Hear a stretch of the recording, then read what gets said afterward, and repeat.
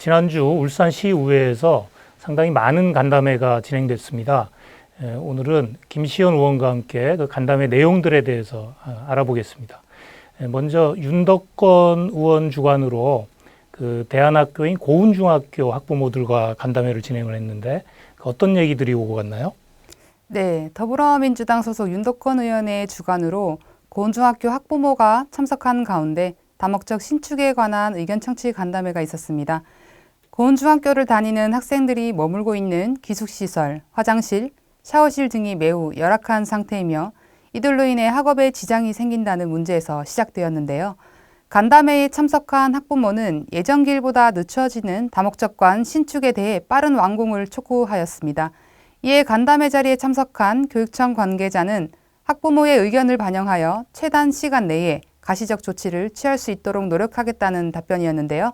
현재 진행되고 있는 공사들로 인해 아이들이 겪는 불편함이 크다는 것을 간담회를 통해 확인할 수 있었습니다. 속도감도 좋지만 안정성이 담보되는 다목적관이 신설돼야 할 텐데요. 교육청의 섬세한 관심이 필요해 보입니다. 서희웅 의원이 주관해서 산업단지 인근 주민들의 건강영향조사가 필요하다는 간담회도 열렸네요.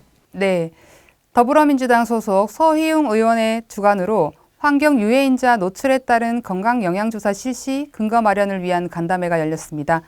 울산 환경유해인자에 노출되는 노동자를 포함한 산업단지 인근에 울산 시민을 대상으로 건강영향조사를 실시하기 위해서는 근거가 필요한데요. 이를 논의하기 위해 플랜트 건설노조 울산 지부장을 비롯해 울산시 관계자 5명이 참석하였습니다. 앞서 민주노총 울산 지부에서는 울산시 노동기본계획 수립 간담회에서 산업단지 인근 노동자 및 지역 주민들의 성면 등 환경유해 물질 피해에 대한 건강영향조사 실시를 제안한 바 있는데요. 간담회 참석한 노동단체는 성면 노출원에서 일어난 직업력이 없어도 성면 노출원 인근 주민들에게서 폐암과 성면 폐증 등이 발병한 사례들이 울산에서도 늘고 있다는 보도가 있어 종사자는 물론 인근 주민들에 대한 건강영향조사는 반드시 필요하다는 의견이 있었습니다. 울산시는 산업단지라는 지역적 특성에 따라 울산 시민의 건강이 담보되지 못한 부분이 있을 거라 예상되는데요. 서희웅 의원은 타시도보다 늦은 감이 있지만 환경보전 조례 제정 시 환경유해인자가 건강에 미치는 영향에 대한 역학조사 실시 근거를 마련하고 지역건강영향조사반을 구성하도록 계획 중에 있으며 필요하다면 별도의 성면 피해 지원 조례 제정도 검토하겠다는 대안을 제시하였습니다. 네, 이미영 의원 주관으로 울산광역시사 편찬위원회 복원과 상설화를 위한 간담회도 열렸습니다. 이날 간담회엔 저도 참석을 했는데요.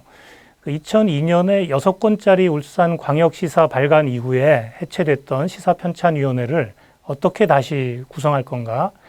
울산시는 지난 5월 20일 시사편찬위원회 조례를 전부 개정하고 광역시 승격 30주년이 되는 2027년에 새로운 울산광역시사를 펴낼 계획인데요. 상임연구원과 연구원 등 시사편찬실은 또 어떻게 구성하고 시사편찬 이후의 후속 사업들은 또 어떻게 할 건지 심도 깊은 논의가 이루어졌습니다.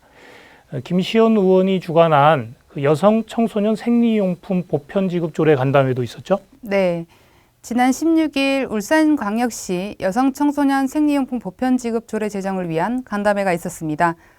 제가 당선되고 나서부터 꾸준히 논의되었던 내용인데요.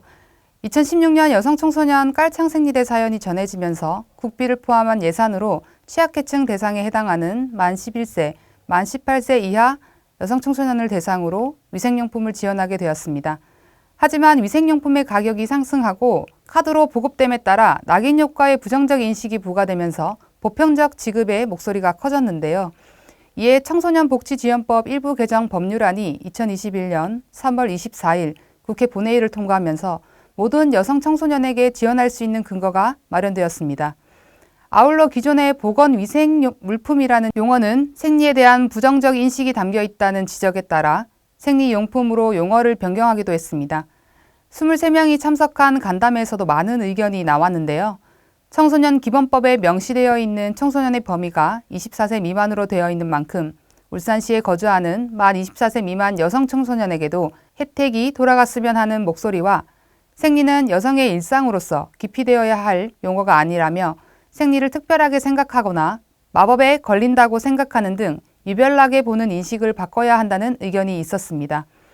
또 생리용품을 배포하는 방법에 대해서도 정기적으로 지자체를 찾아가 신청하는 방법보다는 대상자에게 당연히 지급될 수 있도록 능동적 방법이 제시되었으면 좋겠다는 의견도 있었습니다.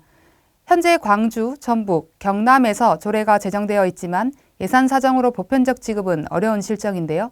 법률안이 통과됨으로써 국비 확보의 매칭으로 시행일인 2022년부터는 원활한 사업이 진행될 수 있을 거라 예상됩니다. 보편적 지급을 통해 울산시 내에 여성 청소년의 건강권을 지킬 수 있기를 바라는 마음이 큽니다. 네, 김시현 의원 잘 들었습니다. 감사합니다.